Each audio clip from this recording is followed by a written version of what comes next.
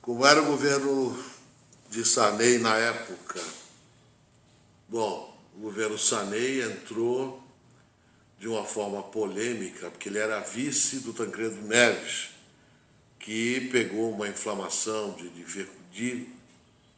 virculite de Mecum no intestino e veio a falecer em 85. E ele entrou como vice. Há quem defendia na época, a oposição defendia,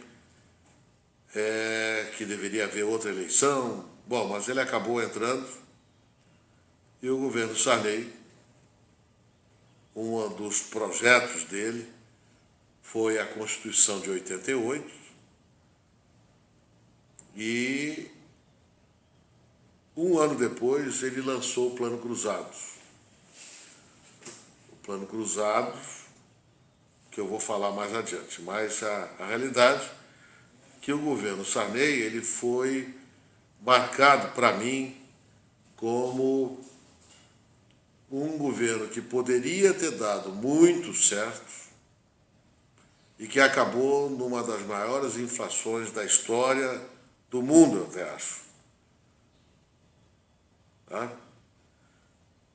Então, não foi um governo que passou em vão, mas ele foi muito movido por motivos políticos, de manutenção do MDB na época, que não era PMDB, era MDB, que era do Sarney, e poderia ter tomado rumos muito melhores, mas deixou um legado ainda bom com a nova Constituição, que está em vigor até hoje. Então, essa é a minha opinião, e a imagem que fica na minha cabeça, o sofrimento geral, é a inflação violenta que aconteceu nos anos 89, 90, até a entrada do governo Collor.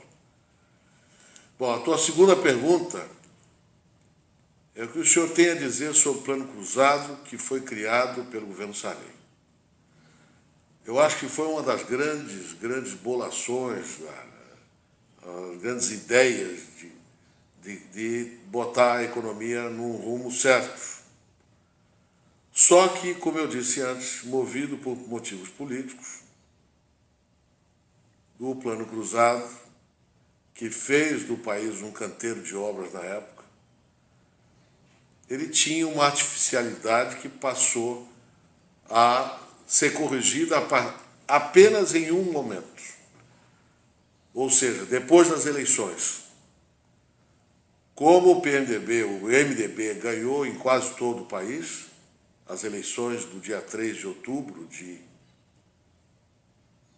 86, a partir daquele dia, o dólar que tinha sido artificialmente um cruzado valia $1, ele passou a valer, um cruzado passou a valer,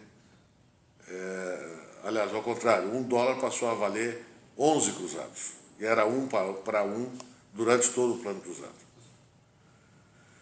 Eu mesmo me lembro na época que tudo que se fazia de lançamentos, não existia uma ciranda financeira, as aplicações eram em coisas reais, em construções, em investimento em fábricas, em fazendas, em agricultura, e tudo isso ele poderia ter vindo corrigindo, porque o consumo passou a ser muito elevado e ele não quis aceitar essas correções antes das eleições, para poder ganhar as eleições em todo o país, e ele criou um problema que nos levou à maior inflação que eu acho que a história do mundo já viu.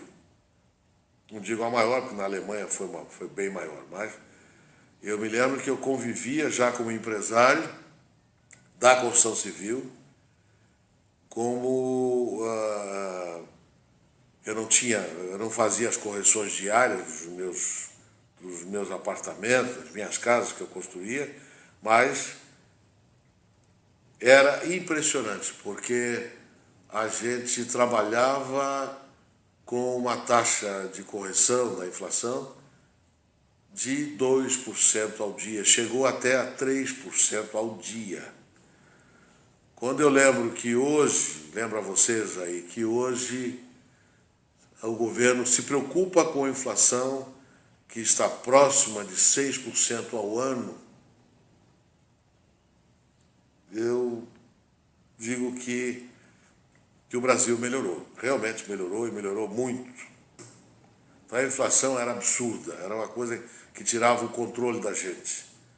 Se você, por algum motivo, deixasse de pagar um produto, aconteceu comigo, uma empresa de estaqueamento mandou as estacas e não mandou a cobrança. Em uma semana, quase, eu reduzi, consegui, porque a inflação ia evoluindo, eu consegui reduzir quase 20% a menos no meu pagamento, porque simplesmente, até que a nota fiscal, até que o boleto chegasse para me pagar, ele acabou perdendo 20%. Os mercados corrigiam os preços diariamente. Era impressionante também, né? Durante a época da inflação. Durante o Plano Cruzado, os mercados tinham um consumo tão grande, os preços eram tão acessíveis a todo mundo, que faltava carne, faltava tudo. Aí veio, depois das eleições, a correção do Plano Cruzado, o Plano Cruzado acabou, e aí veio essa inflação enorme, de que chegava a 90%, 100% ao mês, né? E hoje a gente, como eu lembrei, estamos falando aí, o governo preocupado com a inflação de 6,5% ao ano. Você me pergunta agora aqui, o que o senhor acha que o Plano Cruzado estabilizou a inflação? Não, ele não estabilizou a inflação. Ele foi artificial, foi uma coisa meia por decreto. E, então, um dólar vale R$1, e então segura, não há correção de preço. Então, foi isso. Quer dizer, na verdade, o Plano Cruzado foi usado politicamente, e foi o grande erro. Mas era um plano perfeito para recuperar o país e fazer do Brasil um grande país. Como eram os preços dos produtos nos mercados em geral nessa época, eram, como eu disse, corrigidos diariamente, tá? Era aquela maquininha de selinho com preços novos, eles tinham equipes inteiras para vocês fazerem a correção de noite, para no outro dia de manhã, tá? Então era interessante assim, porque você ia comprar 1 quilo de carne, era milhares de cruzados, né? Então, você tinha que levar um monte de dinheiro que não valia nada na carteira, né? Uma coisa... Bom, frutos da inflação, tá? Eu lembro que na época, antes da Segunda Guerra Mundial, as pessoas na Alemanha iam para o supermercado com um carrinho de mão cheio de dinheiro para poder comprar. Por quê? O dinheiro não valia nada, né? Bom, você pulou aqui para o Plano Real e passou por uma fase que é muito importante também. Vieram as eleições, apesar da Constituição de 88, do Plano Cruzado ter dado certo durante um ano e quase um ano, e ter ido à bancarrota depois das eleições, o Fernando Collor de Mello, que foi um colega meu de colégio, nós estudamos 7 anos juntos no Colégio Marista no Rio de Janeiro, entrou como solução para todo o problema da inflação e de moralidade do país e fez o que fez. Todo mundo sabe. Depois do Collor, com a caída do Collor, o Itamar Franco, que era vice do Collor, convidou Fernando Henrique Cardoso para ser o ministro da Fazenda, o ministro das Finanças, né, do governo dele. Tá? E o Fernando Henrique foi muito criativo. Criou o Plano Real em 94 já isso. Tá? O Collor entrou em 90, criou aquele plano, aquela confisco de toda a poupança, tornou o país um caos. A única coisa que ele fez de bom foi abrir o país para importações e o que permitiu o brasileiro de conhecer o que era um automóvel importado, o que era uma máquina importada, e o Brasil realmente se beneficiou disso, o país inteiro. Tá? Bom, mas saindo o Collor, com todos os escândalos de denúncia contra ele, que ele foi inocentado agora, eu nunca acreditei que ele pessoalmente roubou, que ele já era uma pessoa muito rica. O Collor era um camarada que veio de uma estipe de família, como o Lindolf Collor, por exemplo, foi quem criou a CLT, a carteira de trabalho, no governo do Getúlio Vargas. Então, era uma família já ligada à política e ligada aos meios de comunicação. Eles eram donos de televisão, de jornais, e o Collor, o Fernando, quando estudou comigo, ele já era uma pessoa riquíssima, tanto que ele chegava no colégio nos sábados para ir para casa, porque a gente descansava no fim de semana e voltava na segunda-feira. Ele já tinha um Rolls Royce dele, já. Então não era um camarada, eu era um político que simplesmente entrei na política para me beneficiar, como o caso do Lula, né? Que hoje está aí riquíssimo. Né? Não, o Collor, por isso que eu acho que foi justa ele ser inocentado. Agora, permitiu muita coisa errada e foi totalmente louco a maneira dele governar. Por isso ficou apenas 2 anos e foi cassado. Com a entrada do Itamar Franco, então, que era vice do Collor, o Fernando Henrique criou o Plano Real. Eu me lembro que houve uma coincidência do lançamento do Plano Real com a Copa do Mundo de 94, que o Brasil ganhou. E, se não me engano, o dólar naquela época, vocês terem uma ideia do que era 1 para 1, um cruzado, $1, né? Em 86 e em 94 eram 1.436, se não me engano, cruzados para $1. E ele unificou isso e criou o real.